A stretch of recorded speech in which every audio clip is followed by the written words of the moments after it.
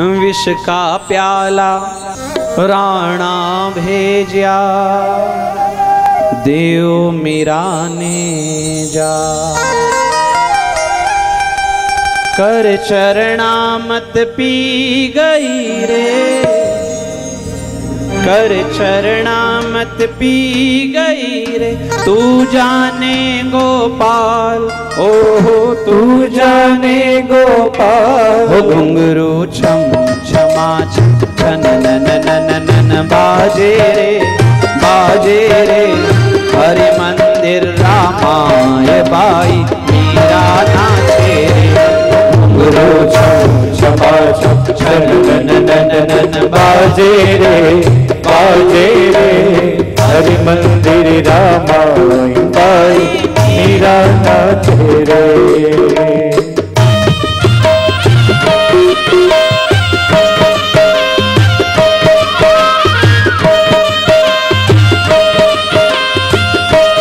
ताली की सेवा देते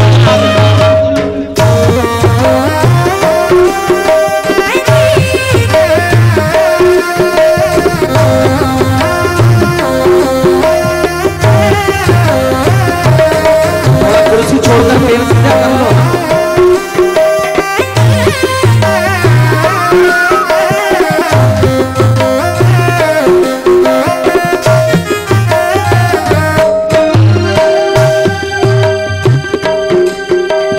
मीरा नाचे मेड़ते ने सखिया मंदिर माँ। मीरा नाचे मेड़ते ने सखिया मंदिर माँ। मीरा नाचे मेड़ते ने सखिया मंदिर माँ। मीरा नाचे मेड़ते ने सखिया मंदिर माँ। मीरा बजावे घूंघरा रे, मीरा बजावे घूंघरा रे। मीरा बजावे घूंघरा रे, मीरा बजावे घूंघरा रे। सखियां बजावे ताल, सखियां बजावे ताल। ओ घुंघरू छम छमा छम छन नन नन बाजे रे, बाजे रे। हरि मंदिर रामा बाई मीरा नाचे रे। घुंघरू छम छमा छम छन नन नन बाजे रे, बाजे रे। हरि मंदिर रामाय बाई मीरा नाचे रे।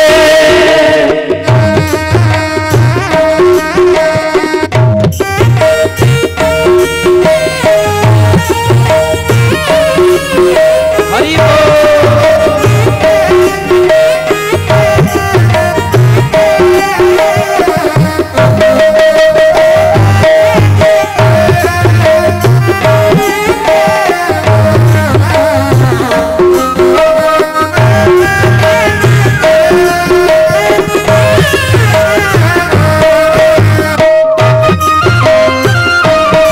ताली की सेवा देते हुए सभी लोग।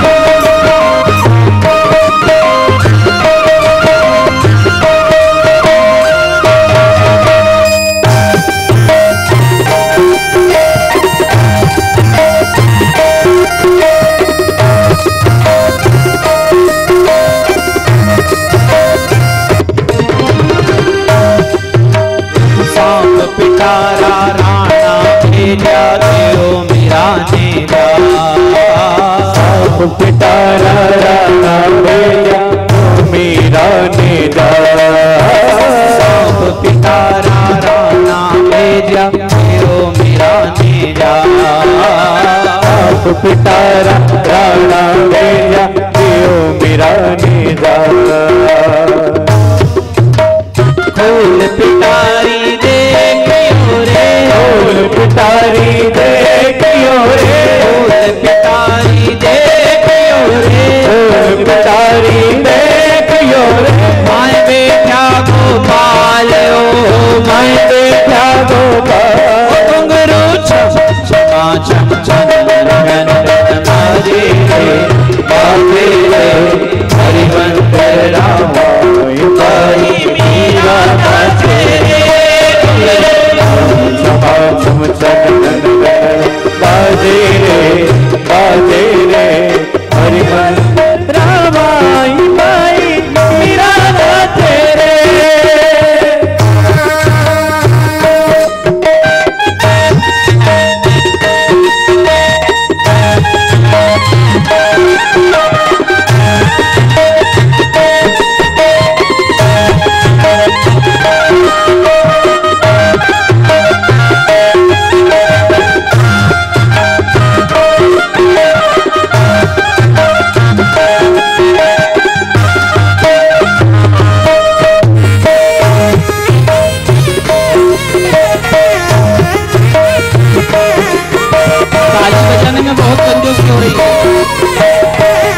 ताली की सेवा तो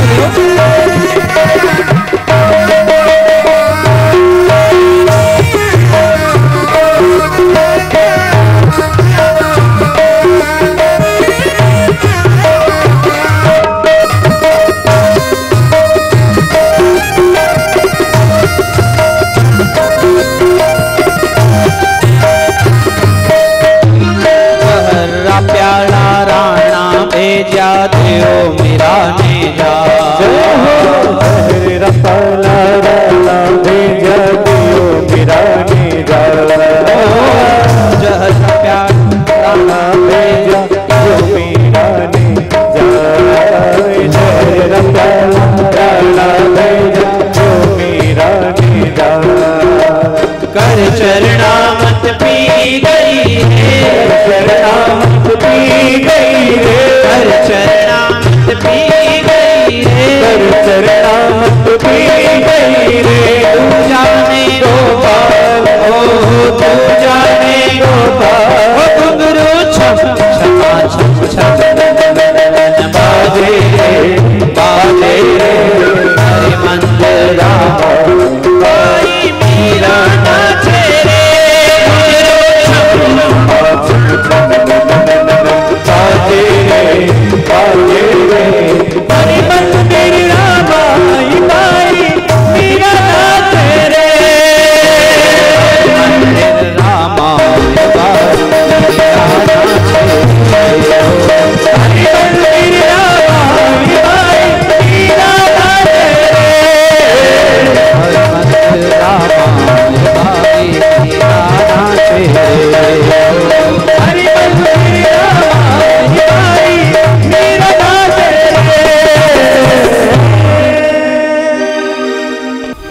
भगवान सारे नियमों को बदलने में समर्थ है और अपनी प्रतिज्ञा भी छोड़ने को तैयार है। भगवान ने कहा बुद्धि के विषय में पितामह भीष्म वर्णन करते हैं कि आपने जो युद्ध के मैदान में 2 घटी में गीता जी सुनाई, आपकी बुद्धि का क्या कहना प्रभु? आपकी बुद्धि, आपका सौंदर्य, आपका पराक्रम, इसलिए आपको आप बहाने ना बनाओ और मेरी इस मति रूपी कन्या का आप वर्ण स्वीकार करें। देखते ही देखते पितामह भीष्म की प्राण ज्योति भगवान में लीन हो गई। इतने बड़े बड़े ऋषि मुनि उनके मृत्यु महोत्सव में आए।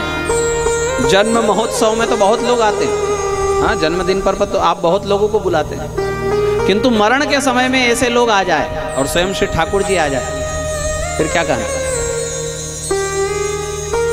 पश्चात युधिष्ठिर जी के द्वारा करवाई गई अंतिम क्रिया पितामह भीष्म की और मुहूर्तम दुखितो भवेत्। राज सिंहासन दिया युधिष्ठिर जी को और भगवान ने द्वारिका गमन किया।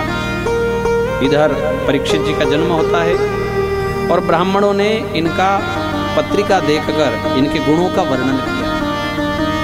भगवान के स्वधाम गमन का समाचार सुनकर पांडव स्वर्गारोहण करते हैं और जाने से पहले परीक्षित को राजा बनाकर जाते हैं।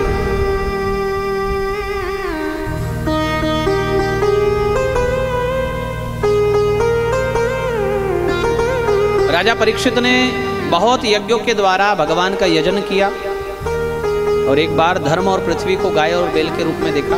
उनका संवाद यहाँ पर कलयुग को दंडित करने के लिए खड़े हुए राजा परीक्षित, किंतु भंवरे के समान सारग्राही होने के कारण इन्होंने कलयुग को आने दिया और उसको रहने के 4 स्थान भी दिए। द्यूतपानम स्त्रीह सूना, जहाँ जुआ खेला जाता हो वहाँ तू रहना। ध्यान से समझने की बात है। जहां वेश्यालय हो वहां तू रहना, जहां मदिरा पान की जाती हो वहां कलयुग का तेरा वास रहेगा, और जहां हिंसा की जाती हो, ये 4 स्थान दिए।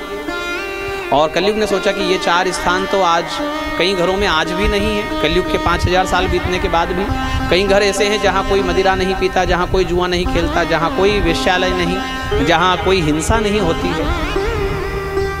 हाँ, पशुओं को पक्षियों को अकारण मारा नहीं जाता है।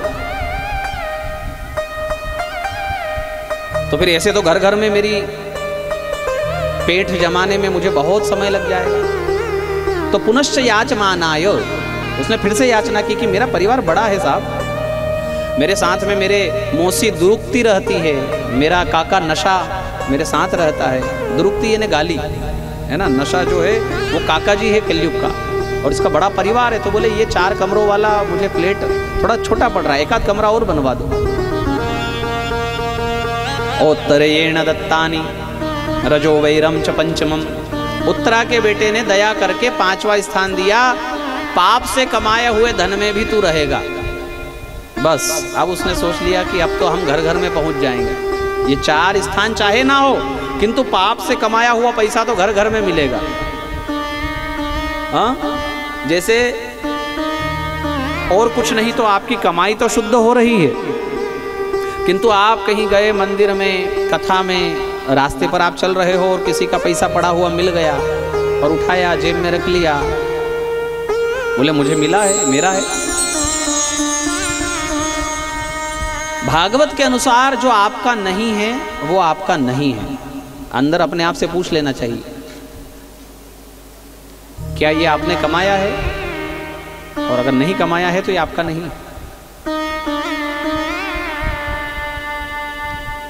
जरासंध का मुकुट गलती से पहना राजा परीक्षित ने, पाप से कमाया हुआ धन जरासंध का, और उसी के कारण कलयुग राजा परीक्षित की बुद्धि में उतर गया। राजा शिकार खेलने जाता है और वहां एक ब्राह्मण का दोष कर बैठता है। समाधि में लीन शमिक मुनि का अपराध हुआ। भूख और प्यास से बेचैन राजा ने पानी मांगा, भोजन मांगा, किंतु मुनि तो बैठे रहे समाधि में। तो राजा ने एक सर्प को मारकर और उसकी माला बना करके मुनि के गले में डाल दिया। ब्राह्मण का अपमान किया। आज तक जिस राजा ने ब्राह्मणों के पैर धोए, चरणामृत लिया, आज तक जिस राजा ने ब्राह्मणों को फूलों की माला पहनाई, आज उसने सर्प की माला पहनाई। समय के देखो बुद्धि में कब एक क्षणिक बदलाव आ जाए आपको समझ नहीं आएगा। आप बहुत संस्कारवान हैं, किंतु यदि आप किसी के बुजुर्ग के गिरने पर हंस दिए तो वो आपका क्षणिक का अपराध आपको कहां भोगना पड़ेगा आपको भी नहीं पता। बहुत सम्मान करने वाला ब्राह्मणों का एक बार उसने ब्राह्मण का अपमान कर दिया। ठहाका लगाता हुआ अपने नगर को गया।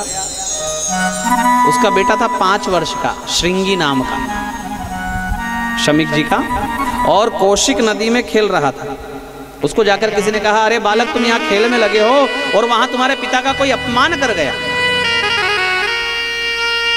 क्रोध आया बालक को, होंठ फड़कने लगे, आंखें तन गई, और कौशिक क्या उपस्पर्श्य वाक वज्रम विससर्ज, कहने लगा इति लंघित मर्यादम। ये राजा लोग अपनी मर्यादा का उल्लंघन करने लगे, अब हमारे घर में बिना पूछे आने लगे। राजा का अर्थ है प्रजा की रक्षा करने वाला द्वारपाल। राजा का अर्थ है ड्योढ़ी पर खड़ा रह करके अंदर आने वाले लोगों को रोके, ना कि स्वयं घर के अंदर जाकर के अपराध करे। आज अगर इनको दंडित नहीं किया गया तो आगे और ज्यादा बड़ा ये कोई अपराध करेंगे। इसलिए तक्षकः सप्तमे हनि, आज से 7वें दिन तक्षक डसेगा और ये राजा मरेगा, ये मेरा श्राप है। ये राजा वही उत्तरा का बेटा है, हाँ, जो गर्भ में थे ना, परीक्षित, जिनकी भगवान ने रक्षा की, और आज ब्राह्मण का श्राप हुआ।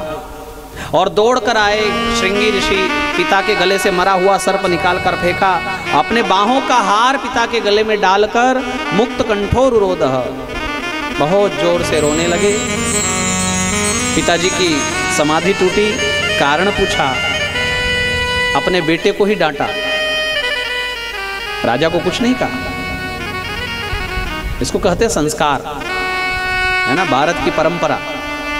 भारत के ब्राह्मण अपने बच्चों को क्या संस्कार देते हैं? अपने बेटे को ही डांटा, बहुत गलत किया पुत्र तूने, किंतु श्राप भी क्या दिया है, वापस तो आ नहीं सकता।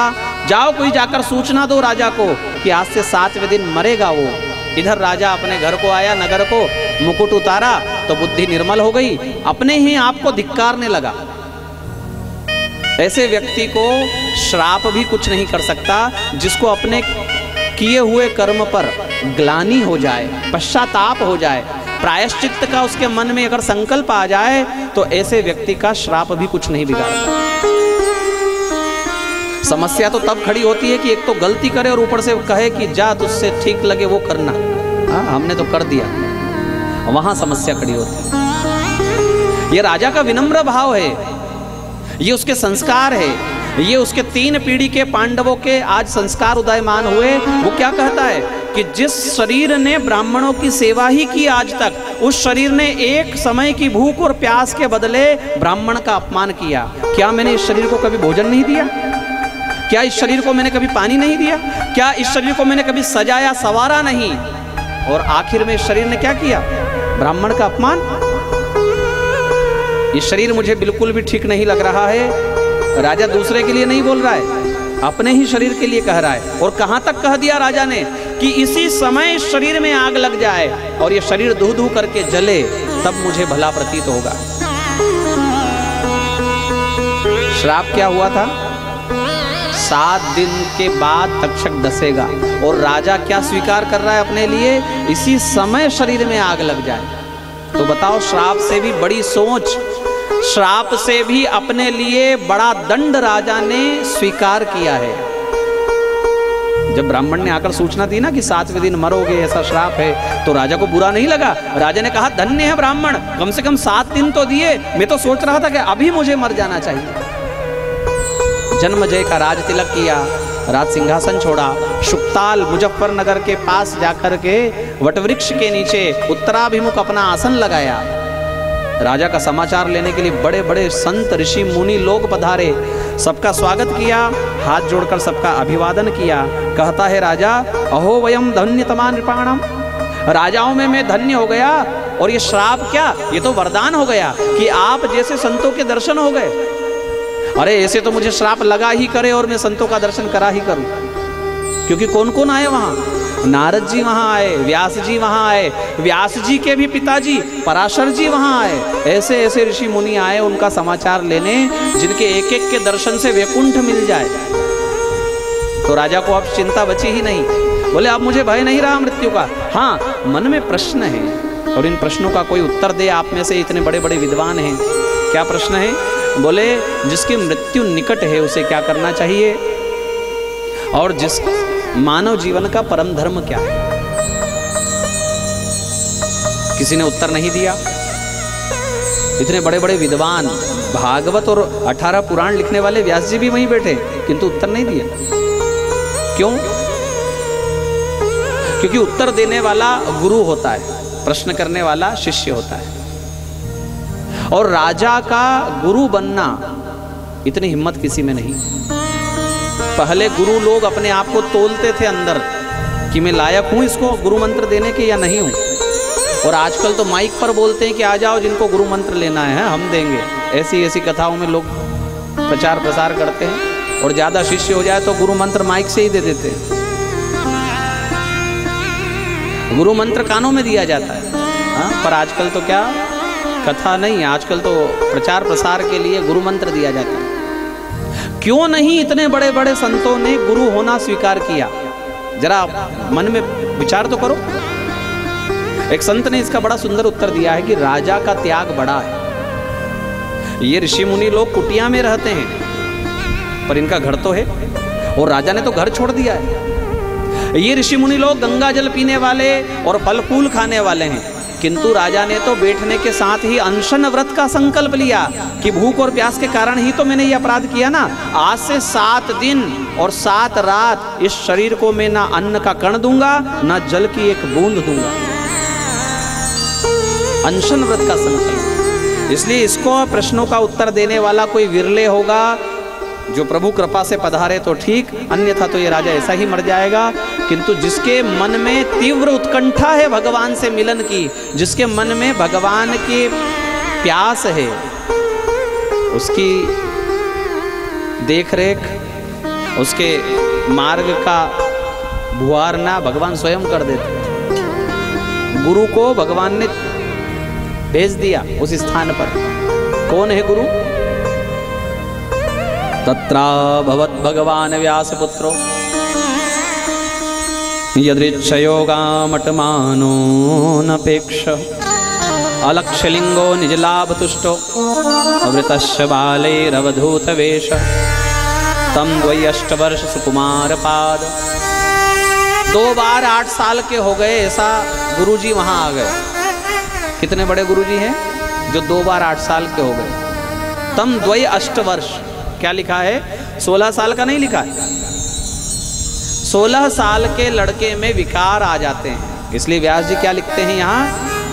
2 बार जो 8 साल का हो गया, जिसको शरीर पर कोई चिन्ह नहीं है, अलक्षलिंगो निजलाभ तुष्टो, आत्माराम है, पूर्ण काम है, आप्त काम है, अपने आप में ही जिसको आनंद है, जिनको कपड़ा भी नहीं है, कपड़ा तो छोड़ो जिनको जनेऊ भी नहीं है, और तो छोड़ो जिन्होंने कभी नाखून भी नहीं बनाए, बाल भी नहीं संवारे, बड़ी बड़े घुंघराली अलकावली है जिनकी, शरीर पर इतना मेल जम गया है, पसीना आया होगा, धूल चिपका होगा, स्नान बनाया ही नहीं। तो जो तेज है सुखदेव जी का, वो तेज ऐसे लग रहा है मानो अंगारे के ऊपर जो राख की परत चढ़ जाए तो दिखाई ना दे कि इसके अंदर आग है। ठीक उसी प्रकार से सुखदेव जी के अंदर की चैतन्यता, उनके अंदर का तेज ढक गया है उस मेल से। वृतस्य बालैरवधूत वेश, छोटे छोटे बच्चे कंकर पत्थर मार रहे थे, पागल समझ रहे थे, नंग धड़ंग आ गए ना। ऐसा कोई हमारे बीच में आकर बैठ जाए तो, बड़े बड़े बाल, बड़ा सुंदर शरीर, किंतु 16 साल का, कपड़ा ही ना पहने, बाल ही ना बनाए, तो आप लोग क्या समझोगे? पागल है। और जब उनको देख करके जिनकी दाढ़ी सफेद हो गई और जिनकी दाढ़ी जमीन को लग गई, ऐसे ऐसे लोग उनको देखकर हाथ जोड़कर खड़े हो गए। तब वो बच्चों को लगा कि अरे हम तो किसी पहुंचे हुए संत को परेशान कर रहे हैं। तब वो सब भाग गए और राजा भी समझ गया कि जिसके सम्मान में इतने बड़े बड़े ऋषि मुनि खड़े हो गए, ये साधारण नहीं है। तो वट वृक्ष के नीचे सुखदेव जी को स्थान दिया, उनका आसन लगाया और अंजलि बांधकर ऐसे राजा परीक्षित उनके सामने बैठ गया। और वही अपने 2 प्रश्न राजा ने गुरुदेव सुखदेव जी के सामने रखे। यहाँ से सुखदेव जी का प्रवचन प्रारंभ होता है। द्वितीय स्कंद। श्री परमात्मने नमः। श्रीमद्भागवतम द्वितीय स्कंद प्रथमोऽध्यायः। श्री शुक उवाच। ओं वर्यानेश ते प्रश्नः कृतो लोकहितो नृपः आत्मविसम्मतः पुंसां श्रोतव्यादिषु यः परः श्रोतव्यादिषु यः परः। राजन, बहुत सुंदर प्रश्न है। कम से कम तुमको लगा तो सही कि मानव जीवन क्यों मिला है। हाँ, कम से कम तुमको इतना तो स्मरण हो आया कि जिसकी मृत्यु निकट है उसे क्या करना चाहिए। लोग तो मृत्यु को सामने देखकर भी भूले बिसराए बैठे। किसी के मरने का दुख जरूर मनाते हैं, किंतु उनको ये नहीं लगता कि बस अब हमारी भी हो गई है समय जाने का। ये जीवन कैसा है। रेलवे की टिकट लेने जाते ना, कभी कहीं लाइन में लगो, आप भी लाइन में लगे होंगे कहीं ना कहीं, और लाइन में लगो तो छटपटाहट होती, कब लाइन हटेगी, कब हम आगे जाएंगे, कब हमारा नंबर आएगा। झांक झांक कर देखते हैं आगे की तरफ। तो आगे वाले को टिकट मिल गया और वो हट गया तो थोड़ी तसल्ली मिलती है कि 2 कदम चलो अपन आगे आ गए अब, क्योंकि एक को मिल गए ना, हम भी आगे आ गए, अब अपना पास में आ गए नंबर। ऐसे ही समाज में जितनी मृत्यु की खबर आप सुनो, जितनी अर्थी देखो, समझना इनको टिकट मिल गया है और हम 1 कदम आगे आ गए, अपना भी नंबर आने वाला। परिनिष्ठितोपि निर्गुण्य, जो निर्गुण में स्थिति थी सुखदेव जी की, उसका वर्णन है। और द्वितीय स्कंद में बड़ा सुंदर प्रवचन है मानव जीवन के परम धर्म और प्रश्न के उत्तर का। हम कहाँ से आए, राजा का अगला प्रश्न ये हुआ। तो गुरुदेव सुखदेव जी को ध्यान आया भगवान का कि हम तो भगवान से आए। तो यहाँ जाकर के उन्होंने भगवान का थोड़ा सा गुणगान किया, अन्यथा बिना गुणगान के ही प्रवचन शुरू कर दिया। 12 श्लोकों में यहाँ भगवान का मंगलाचरण किया 4थे अध्याय में आकर। और फिर हम कहाँ से आए इसके प्रश्न के उत्तर में क्या बताया। जो आज भी साइंस ढूंढ रहा है उसका उत्तर भागवत में 3 बार है, द्वितीय स्कंद में, तृतीय स्कंद में और चतुर्थ स्कंद में। द्वितीय स्कंद में सुखदेव जी सुना रहे हैं, तृतीय स्कंद में मैत्रेय मुनि सुनाते हैं और चतुर्थ स्कंद में भगवान कपिल देव अपनी माता देवहूति को सुनाते हैं। अच्छा देखो, कुल मिलाकर के यह कथा किसके सामने चल रही है? राजा परीक्षित के सामने। और उसको समय कितना है? 7 दिन का। और एक ही बात को आप उसको 3 बार सुना रहे हो। तो राजा परीक्षित ने ये नहीं कहा होगा कि ये छोड़ो आगे बढ़ो, क्योंकि ये तो मैंने सुन लिया। ऐसा नहीं कहा होगा, मेरे पास समय कम है, कुछ और अच्छा सुनाओ, नहीं कहा उसने, क्योंकि उसको पता है ये बहुत जरूरी विषय चल रहा है और जरूरी बात को बार बार बोलना ही ठीक है। आपका कोई बच्चा कहीं बाहर जाए, हाँ, घूमने फिरने, और आपको संयोग से उसको वहां पर किसी को 2 लाख पहुंचाना है, तो आप अपने बेटे को कितनी बार कहोगे? एक बार कहकर चुप हो जाओगे क्या? रात में उसको पैसा पैक करके दे दिया, उसकी अटैची में रख दिया, देख पहले वहां जाना और वहां जाकर के पैसा देना, बाद में तेरा काम करना। बोले हाँ। सुबह उठा, नहाया धोया, फिर उसको नाश्ता करते करते याद है ना क्या करना है? बोले याद है। कहाँ जाएगा? किसको पैसा देगा? बोले याद है। फिर उसको रेलवे स्टेशन छोड़ने गए, फिर उसको खिड़की में जाते जाते कहाँ जाएगा पहले? अरे हाँ पिताजी मुझे याद है, मैं चला जाऊंगा। आप कितनी बार कहोगे? 2 लाख रुपए जैसी बात को 10-10 बार अगर कोई कहता है तो जीवन काल की ये बात है, इसको कितनी बार कहा जाना चाहिए? हम कहाँ से आए हैं? ये है सृष्टि वर्णन, और ये सृष्टि वर्णन 3 बार इस कथा में आया है। भगवान एक हैं ब्रह्म, उनसे 2 हुए प्रकृति पुरुष, और प्रकृति से 3 गुण। देखो हम कहाँ से आए, जो विज्ञान भी अभी पता नहीं लगा पा रहा है, उसका उत्तर मैं आपको संक्षिप्त में दे रहा हूँ, क्योंकि हमको बारात में चलना है, सब सज धज कर बैठे हैं, इसलिए ये विषय ज्ञानवर्धक है। कोई जिज्ञासु व्यक्ति हो तो वो जरूर सुने, और जो जिज्ञासु नहीं है वो थोड़ा पानी पी ले, हाँ चल जाएगा, इतना समय है आपके पास। ब्रह्म, प्रकृति, पुरुष, प्रकृति से 3 गुण सत्व रज और तम, इससे महत्त्व की उत्पत्ति, और यहाँ से 3 अहंकार, सात्विक, राजसिक और तामसिक। तामसिक अहंकार से 5 महाभूत, आकाश सबसे पहला, 5 महाभूत में सबसे पहला क्या है? तामसिक अहंकार से आया है। और ये सब क्रम है, बहुत लंबे समय का क्रम है, जो आजकल डिस्कवरी चैनल कहता है ना कि 1 करोड़ साल में ये हुआ, 1 लाख साल में ये हुआ, ऐसे ही सृष्टि को बनने में बहुत समय लगा है। भगवान ने पर्याप्त समय दिया। आकाश से बात नहीं बनी तो आकाश का बेटा हुआ वायु, बात नहीं बनी तो वायु का बेटा हुआ तेज, उससे भी काम नहीं हुआ तो तेज से जल, जल से पृथ्वी, 5 महाभूत हो गए, किंतु संसार बनकर तैयार नहीं हो पाया। तब तामसिक अहंकार से 5 तन्मात्राएं, मतलब इनके गुण, इन 5 महाभूतों के गुण, आकाश का गुण शब्द, वायु का गुण स्पर्श, और तेज का गुण रूप, और जल का गुण रस, और पृथ्वी का गुण गंध। रूप, रस, गंध और स्पर्श, ठीक है, 10 तत्व हो गए।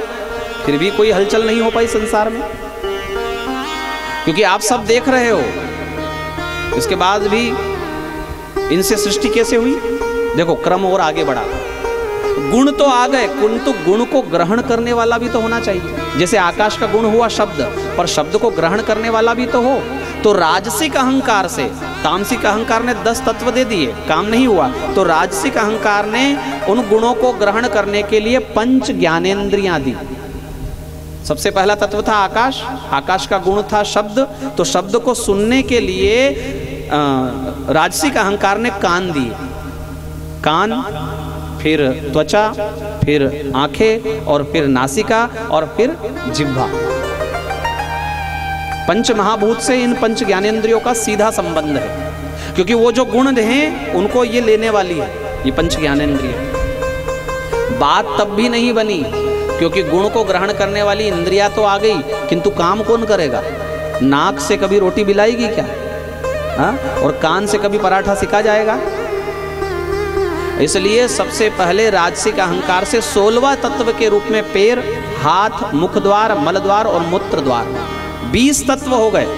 10 तामसिक अहंकार ने दिए, 10 राजसिक अहंकार ने दिए। इसके बाद भी सृष्टि आगे नहीं बढ़ पाई, क्योंकि ये सब मुर्दे में दिखाई देता है। एक लाश, एक डेड बॉडी में ये सब दिखाई देता, आँख, नाक, त्वचा, किंतु वो चलता फिरता क्यों नहीं? क्योंकि कुछ और भी है जो दिखाई नहीं दे रहा है किंतु है। तो यहाँ सात्विक अहंकार के द्वारा मन, चित्त, बुद्धि और अहंकार, चार ऐसे तत्व, अंतःकरण चतुष्टय, जो दिखाई नहीं देते किंतु है। मेरा मन, क्या कहते हैं लोग? मेरी बुद्धि। दिखाई देती है बुद्धि कभी? हाँ, किसी ने चेक किया बुद्धि कहाँ रहती है? किसी ने चेक किया मन कहाँ रहता है? आज तक कोई विज्ञान इसको ढूंढ नहीं पाया। चित्त स्वीकार जो करता है किसी चीज को, अंगीकार, सील ठप्पा जो लगाता है वो है चित्त। अहंकार, मैंने कथा सुनी, ये जो मैं है ना, मैंने भोजन किया, ये जो मैं है ये अहंकार। चेतना जब मनन करती है तो मन कहलाती है, विचार करती है तो बुद्धि कहलाती है, स्वीकार करती है तो चित्त कहलाती है, और वही जब अपने आप के होने का प्रमाण देती है तो अहंकार कहलाती है। अब ये हो गए कितने? बोलो, ये कितने तत्व हो गए? एक का भी ध्यान नहीं है। चार नहीं, टोटल बताओ। चार नहीं, टोटल कितने हो गए? 24। और इस 24 तत्व से ही संसार बना है। गायत्री मंत्र में अक्षर कितने? जैन भाइयों के तीर्थंकर 24, भगवान के अवतार 24, तिरंगा हमारा झंडा उसमें अशोक चक्र में पंखुड़िया 24, दत्तात्रेय के गुरु 24। ये 24 की संख्या भागवत में बहुत है। इस 24 से संसार बना। भगवान का वैकुंठ, वैकुंठ में उस अंड के द्वारा भगवान का प्राकट्य, और उनकी नाभि से कमल, कमल पर ब्रह्मा जी। ब्रह्मा जी को अपने आप के होने का ज्ञान नहीं था, मैं कहाँ से आया, तो चारों तरफ ढूंढने के कारण उनके चार मुंह हो गए, तब भी पता नहीं पड़ा। कमल में उतर गए, सोचा इसकी जड़ से पता पड़ेगा, नहीं मिला उसका सिरा, उसकी जड़। थक गए बेचारे, 1000 साल तक कमल में चलते रहे। कितना बड़ा कमल, उसकी नाल कितनी बड़ी, 1000 वर्ष तक चलते रहे। ये कमल जो है ना, भागवत में कमल मन का प्रतीक है। जहां जहां कमल आए ना, आप समझना मन की बात हो रही है।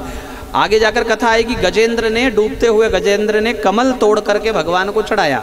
मतलब क्या चढ़ाया? अपना विशुद्ध सात्विक मन भगवान को चढ़ाया। ब्रह्मा जी कमल में उतरे, मतलब भगवान ब्रह्मा जी मन में उतरे। 1000 वर्ष तक मनन करते रहे कि मैं कौन, मैं कहां से, और ये चारों तरफ जल ही जल है, कोई दिखाई क्यों नहीं देता, मुझे पैदा करने वाला कौन है? कस्त्वम कोहम कुत आयातः कामे जननी को मे तातः इति परिभावय सर्वम सारम सर्वम त्यक्त्वा स्वप्न विचारम भज गोविंदम गोविंदम भज मूढ़ मते प्राप्ते सन्निहिते मरणे नहीं रक्षति दुक्खरी करणे। मैं कौन हूं? ये कभी प्रश्न करो अपने आप से, मैं कौन हूं? प्रश्न हुआ कि मैं कौन, उत्तर आया अंदर से कि मैं दर्पण। तो दर्पण कौन भाई? क्या ये शरीर दर्पण है? अगर हम शांतिलाल हैं तो ये हाथ किसका? बोले शांतिलाल का। मतलब हाथ तो शांतिलाल नहीं है भाई। जिस प्रकार से मोबाइल मेरा, वैसे हाथ भी मेरा। तो जिस प्रकार आप मोबाइल नहीं हो, वैसे उस प्रकार से आप हाथ भी नहीं हो। अब एक एक अंग पर उंगली रखते जाओ कि शांतिलाल कहाँ पाया जाता है शरीर में, ये पैर शांतिलाल है क्या? बोले नहीं, पैर तो शांतिलाल का है, इसलिए पैर नहीं हो सकता वो, हाथ नहीं हो सकता वो, आंख नहीं हो सकता वो, सिर नहीं हो सकता। तो ये कौन है जो अंदर बैठा हुआ है, जो अपने आप को मैं कह रहा है?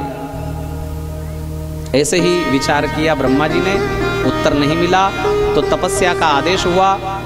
दिव्य तपस्या की, वैकुंठ का दर्शन हुआ। वैकुंठ में भगवान का दर्शन, और भगवान की नाभि में कमल का दर्शन, और कमल के ऊपर 4 मुंह वाले का दर्शन। तो समझ गए ब्रह्मा जी की 4 मुंह वाला वहां बैठा है, मतलब 4 मुंह वाला मैं हूं। मैं वहां बैठा हूं ना, और ये कमल है इनकी नाभि से। तो अब जवाब मिल गया कि मैं कहां से। अब देखो, यही संबंध है जो ब्रह्मा और विष्णु का संबंध है ना, वही संबंध मां बेटे का है या नहीं?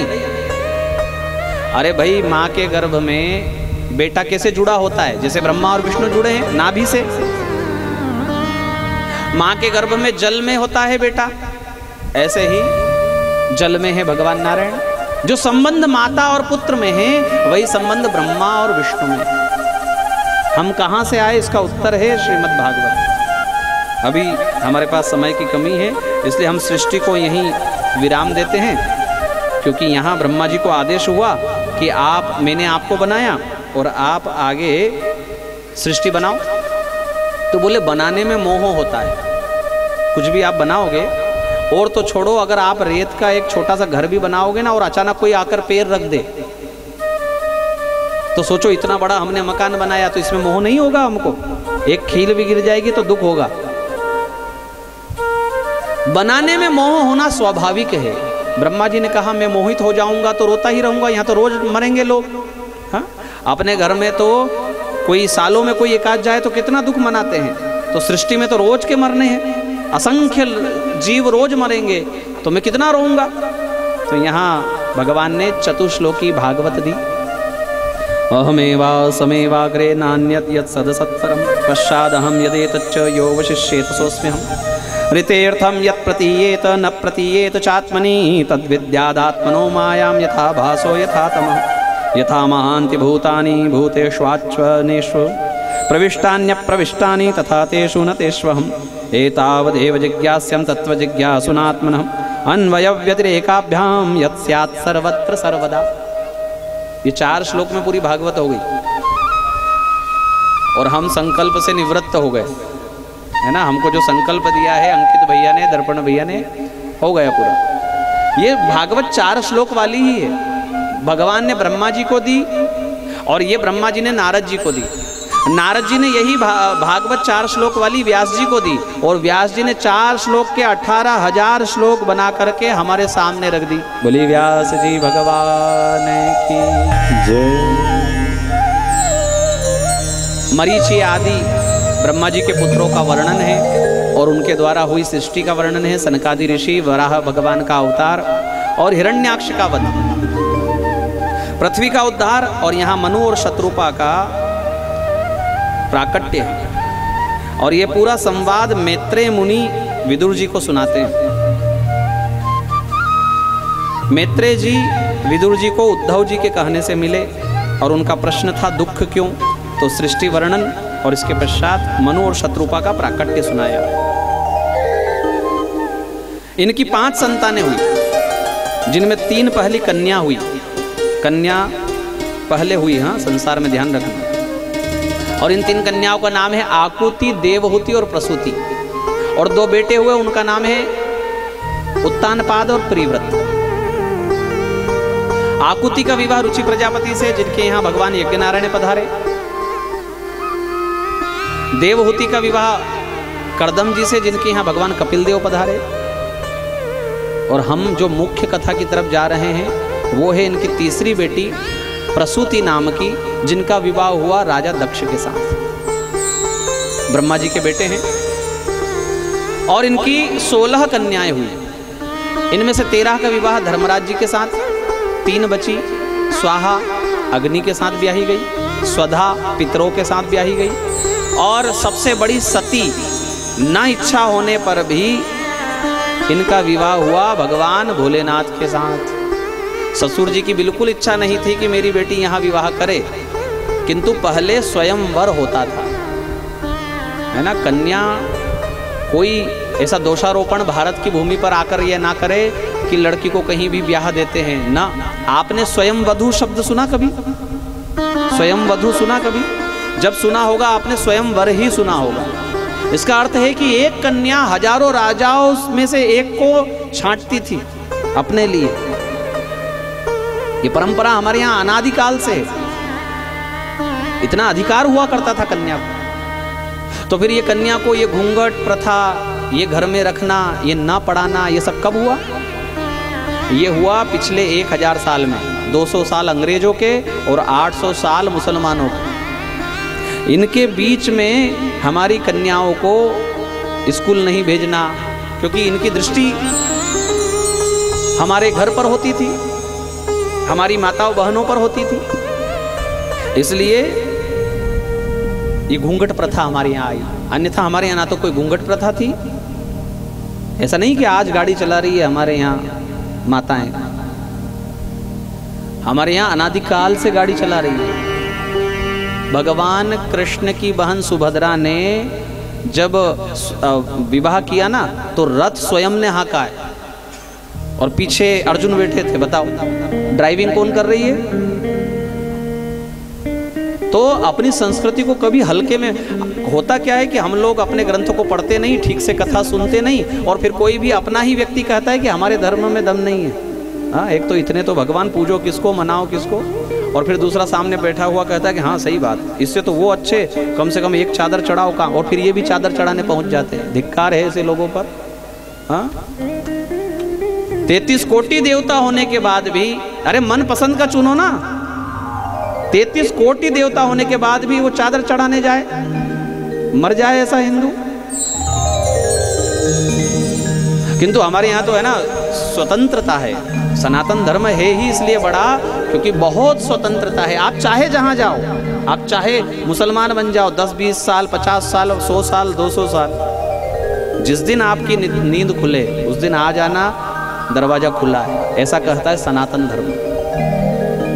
किसी को हिंदू बनाया गया ऐसा सुना कभी आपने? आपने ये सुना होगा कि इनको मुसलमान बना दिया, इनको ईसाई बना दिया।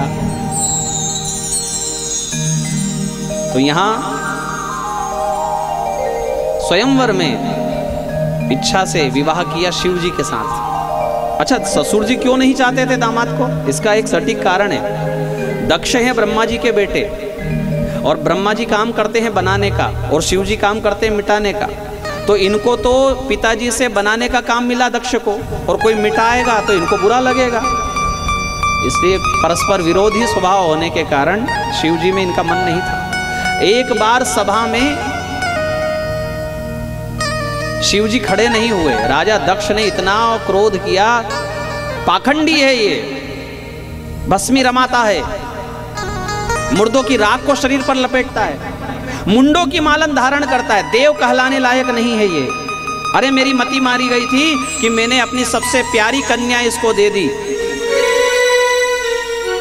समाज में बिठाने लायक नहीं है। इतना इतना शिव जी को कहा, शिव जी हंस रहे हैं। किसी ने शिव जी को कहा कि अरे आपको ये गालियां दे रहे हैं और आप फिर भी हंस रहे हो। बोले हाँ, क्यों हंस रहे हो?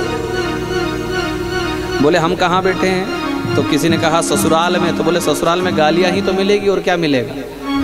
हाँ, मीठी गालियां ही तो मिलती है।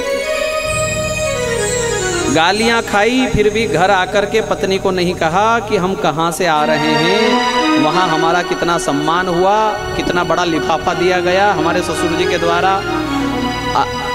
अगर आज का कोई दामाद होता तो गालियां देना तो दूर, ससुर जी बस तिलक लगाना भूल जाते। हाँ, तो घर आकर 5 साल तक पत्नी को सुनाता कि याद है वो दिन तेरे बाप ने हमको तिलक तक नहीं लगाया, हाँ, लिफाफा तक नहीं दिया।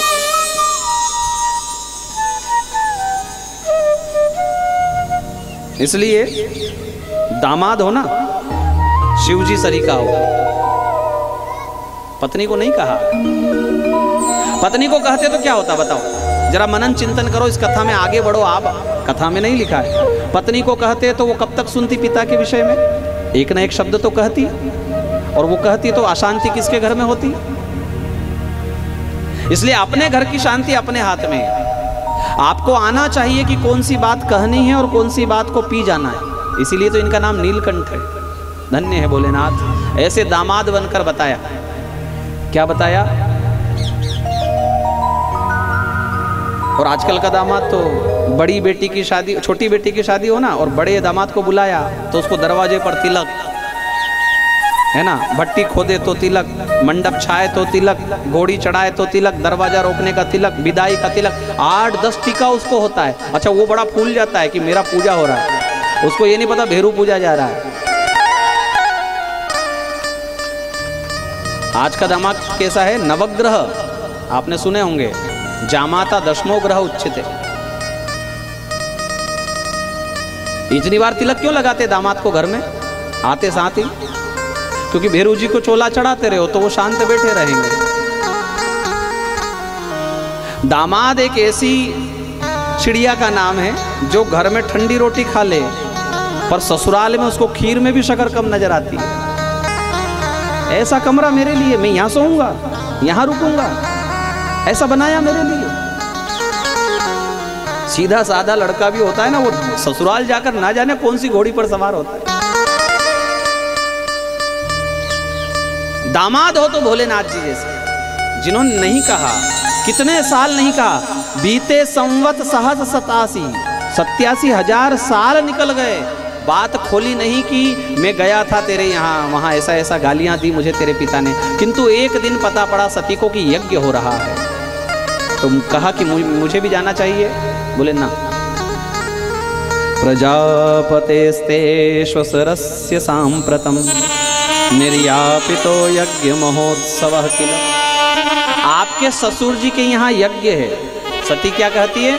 मेरे पिताजी के यहाँ नहीं, आपके ससुर जी के यहाँ यज्ञ है, चलो। बोले नहीं। और फिर पुरानी बात सारी आज खोलनी पड़ी। इच्छा तो नहीं थी पर आज बात सामने आई तो सब बताना पड़ा। तो सती समझ गई कि ये तो नहीं जाएंगे, मैं ही जाऊं। और वहां जाकर देखा कि छोटे छोटे देवता को भी बिठाया किंतु मेरे पति को नहीं बिठाया। इसका अर्थ है कि ये यज्ञ हुआ ही इसलिए कि शिव जी का अपमान हो सके। साधारण सी दिखने वाली सती भोली भाली अचानक से सिंह पर सवार हो गई, अष्टभुजाधारी, हाथों में त्रिशूल लेकर, लड़खड़ाती हुई वाणी मधु का पान करते हुए कहती है, सावधान राजा दक्ष, आपके कारण मेरा यह शरीर बना है, मुझे लाज आती है कि मैं आपकी बेटी हूं। अरे आपने शिव शब्द का अर्थ नहीं समझा, जिसका अर्थ ही कल्याण है, उनके बगैर यज्ञ संभव है। सुनहु सभासद सकल मुनिंदा, कही सुनहि जिन शंकर निंदा। सबको बराबर फल मिलेगा और भली भांति पछताप पिताओ। मेरे पिताजी को भी भली भांति पछताना पड़ेगा। माताजी ने सबको श्राप दिया, ना केवल पिताजी पर पिताजी का अनुसरण करने वाले, तालियां बजाने वाले, शिवजी पर हंसने वाले जो जितने छोटे छोटे और देव और ऋषि मुनि थे ना, सबको कहा बराबर दंड मिलेगा और अभी मिलेगा, देर नहीं लगेगी। और वीरभद्र को भगवान ने पढ़ाकर भेजा, जिसके कारण यज्ञ का विध्वंस हो गया। राजा दक्ष का सिर धड़ से अलग करके वीरभद्र ने यज्ञ कुंड में स्वाहा कर। देवता लोग चले गए शिव जी के पास। यज्ञ तो नारायण का स्वरूप है नाथ, और नारायण तो आपके इष्ट देव है, आप क्या यज्ञ नहीं होने दोगे? तो ऐसे भोले भंडारी, जिस यज्ञ में अपनी पत्नी गई, जिस यज्ञ में अपने अनुचरों को परेशान किया गया, भोले भंडारी उसी यज्ञ को पूरा करने चले गए। ऐसा भोलानाथ, इसी को तो भोला कहते हैं। इतना भोला कोई हो सकता है? यज्ञ पूर्ण करवाया और स्वयं भटकते रहे। पश्चात वही सती बहुत समय के पश्चात हिमाचल राजा के यहाँ पार्वती बनकर जन्मी। कामदेव जी के द्वारा शिव जी की समाधि भस्म करवाई गई। और जब जागे त्रिपुरारी तो देखा कि बारात तैयार हो रही है। ये किसकी बारात है? बोले आपकी। बोले हम तो ऐसे ही बैठे हैं। बोले आप हमेशा ही तो ऐसे ही रहते हो। श्रृंगी भृंगी ने कहा चलो अपन ही तैयार कर लो अपने दूल्हे को। तो भृंगी ने कहा पहले इनको स्नान तो करवाओ, ना जाने कब से नहीं नहाए। हाँ, कहने को तो जटा से गंगा बहती है और स्नान कब हुआ? अवधूत वेशधारी। तो कोई पानी लेने के लिए भागा। ए कहाँ जा रहा है? बोले पानी लेने। अरे यहीं से 5 हार्स पावर की मोटर बह रही, तू कहाँ जा रहा है? झेला गंगा जल और सिर पर डाला, हर हर महादेव, हर हर महादेव, हर हर महादेव।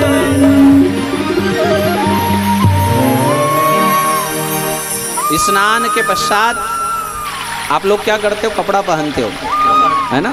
भगवान भोलेनाथ स्नान के बाद सीधे पाउडर लगाते हैं। कंपनी का मुझे पता नहीं,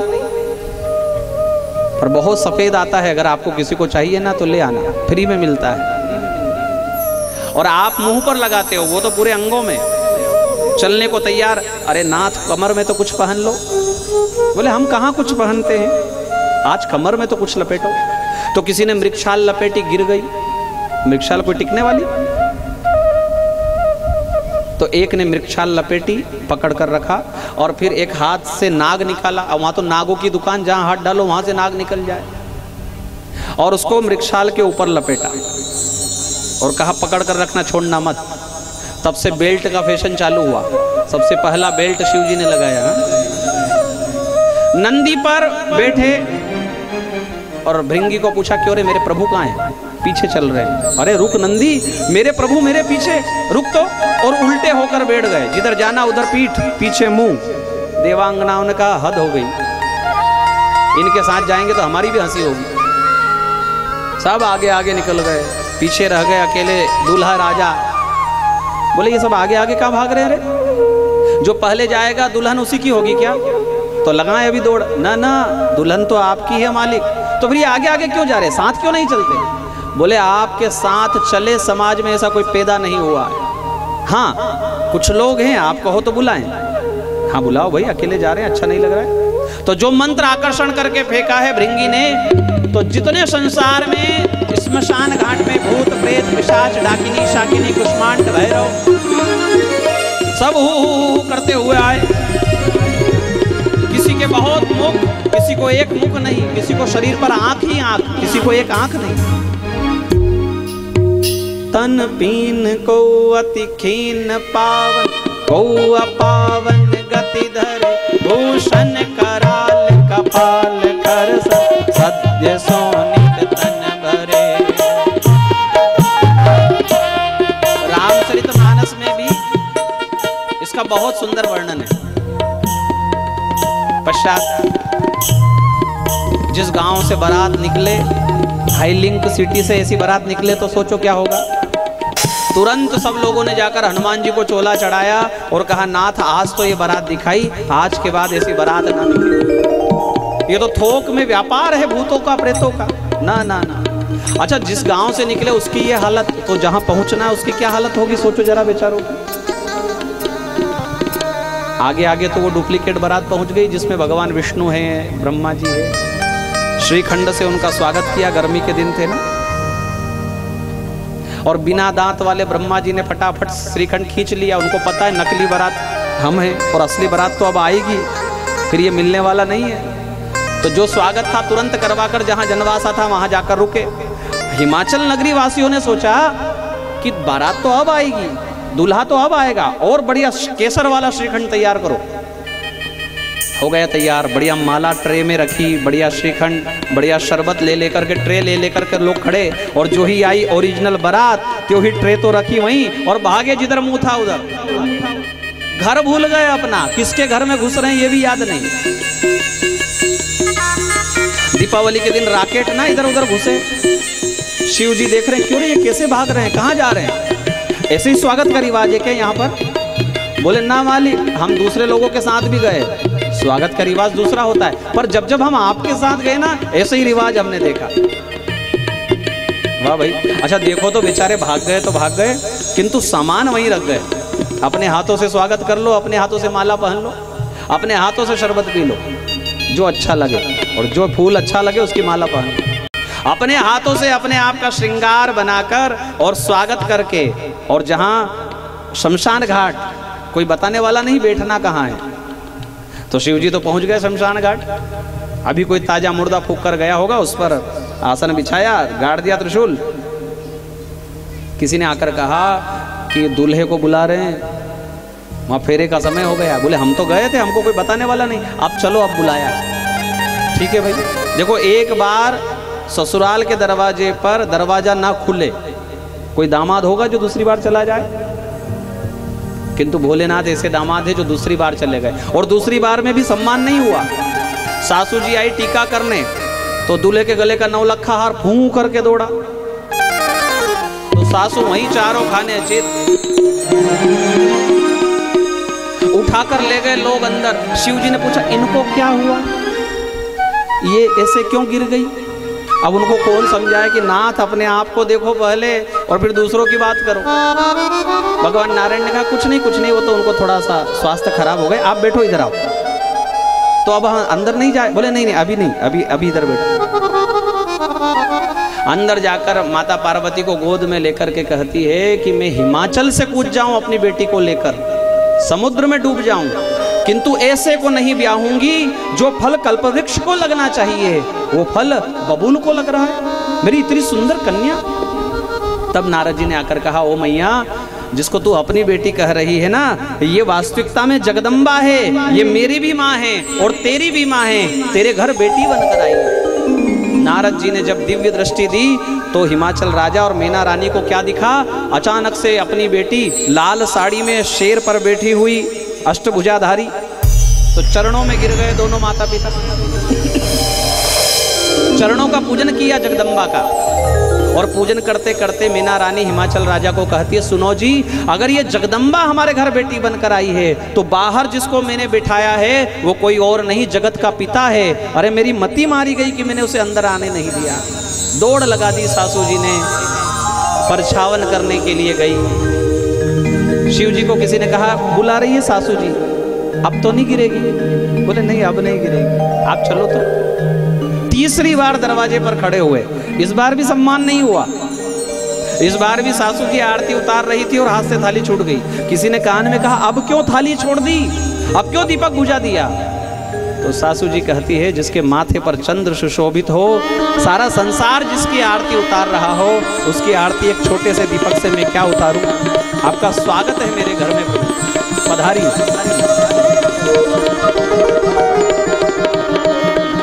आइए हम भी भगवान की बारात में चलें, भाव से, प्रेम से झूमते हुए। आई शिव जी की बरतिया,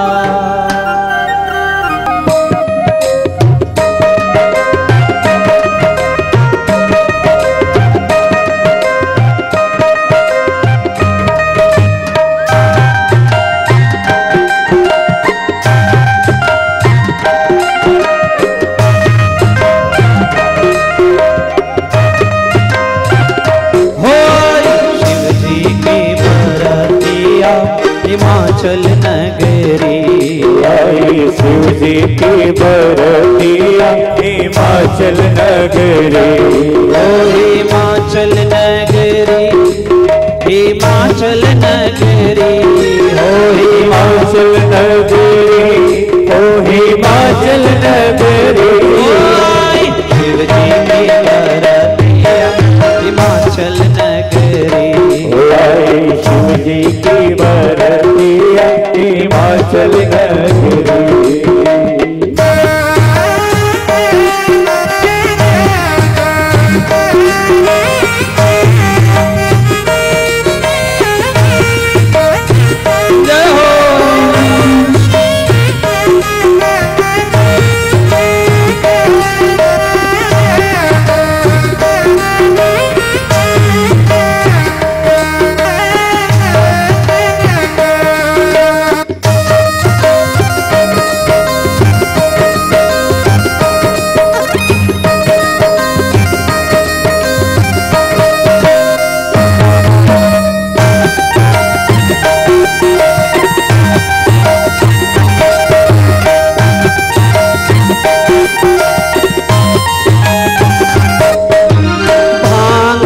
रसिया के लाज का बसिया, रमैया राम नाम का। भाग का रसिया के लाज का बसिया, रमैया राम नाम का। हे चंद्र मस्तक पर गले में है विषधर, हे तारक गंगा। हे चंद्र मस्तक पर गले में विषधर, हे तारक गंगा। शरणागत की प्रेम भक्ति का ही देव मतवाला है। शरणागत की प्रेम भक्ति का यही देव मतवाला है। सचमुच में भोला भाला है मेरा भोला, मेरा भोलेना ऐसा भक्तों का रखवाला है मेरा भोलेना।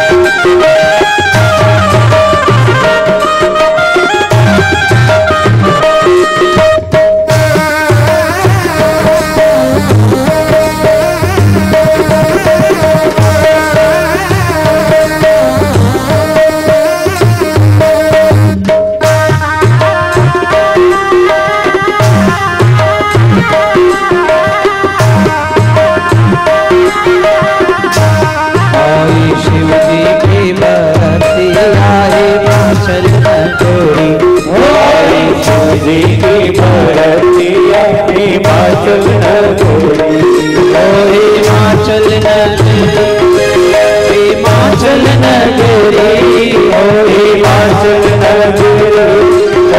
नगरी, ओ हिमाचल नगरी,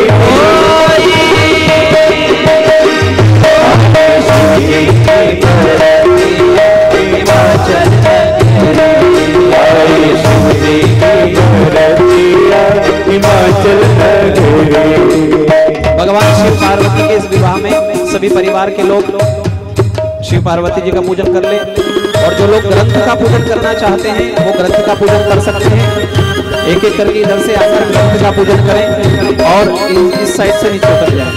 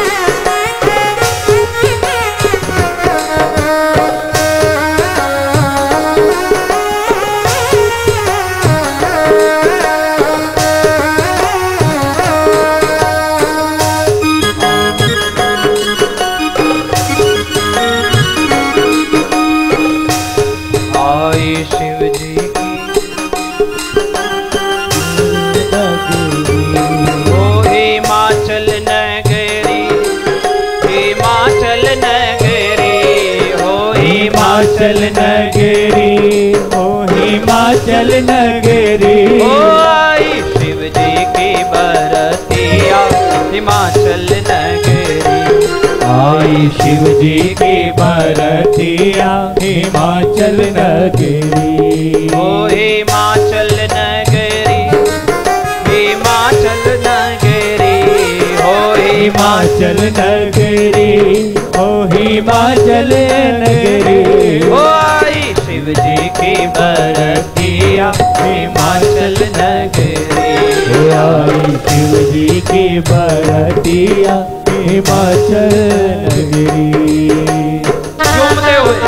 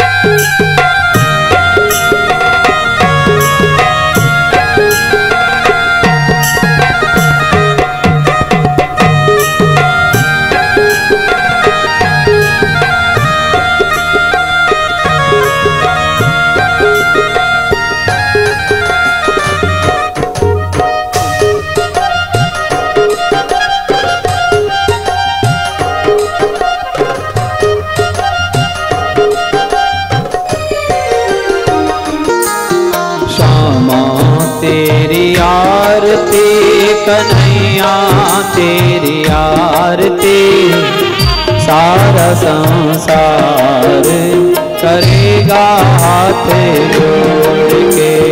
श्यामा तेरी आरती कन्हैया तेरी आरती, सारा संसार करेगा हाथ जोड़ के।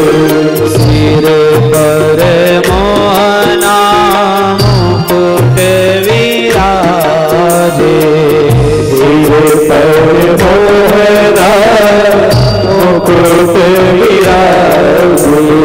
गले में जमती माला साजे, गले में जमती माला साजे।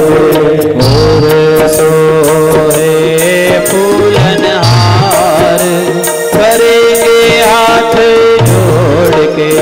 श्यामा तेरी आरती कन्हैया तेरी आरती, सारा संसार करेगा हाथ जोड़ के। अपने चरणों की भक्ति दीजो, अपने चरणों की बारी दीजो। अपने चरणों में मोहे रख लीजो। अपने चरणों में हमें रख लीजो। करो भव सागर पार करेंगे हाथ जोड़ के।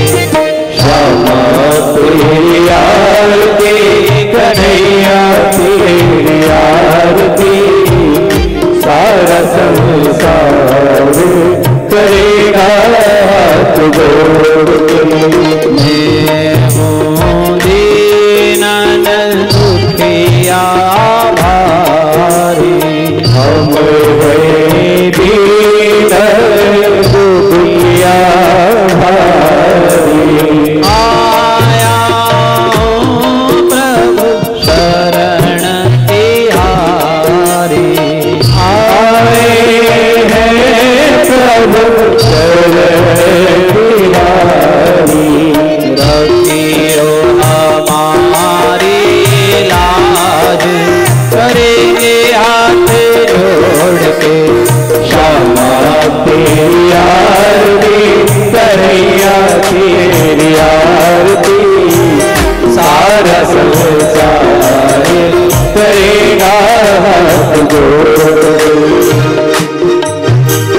प्रेम सहित जो आरती गावे, प्रेम सहित जो आरती गावे, श्री राधा माधव के पद पावे, श्री राधा माधव के पद पावे, बड़े सुयश अपार करेंगे हाथ जोड़ के, श्यामा तेरी आरती कन्हैया तेरी आरती, सारा संसार करेगा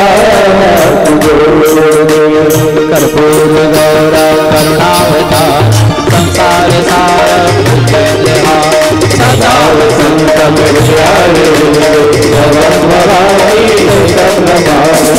मंगलम भगवान विष्णु मंगलम गरुड़ध्वजः मंगलम पुंडरीकाक्ष मंगलाय तनोहरि, सर्वमंगल मांगल्ये शिवे सर्वार्थ साधिके, शरण्ये त्र्यंबके गौरी नारायणी नमोस्तुते, अच्युतं केशवं राम नारायणं कृष्ण दामोदरं वासुदेवं भजे, श्रीधरं माधवं गोपिकावल्लभं जानकी नायकं रामचन्द्रं, हरे कृष्ण कृष्ण कृष्ण हरे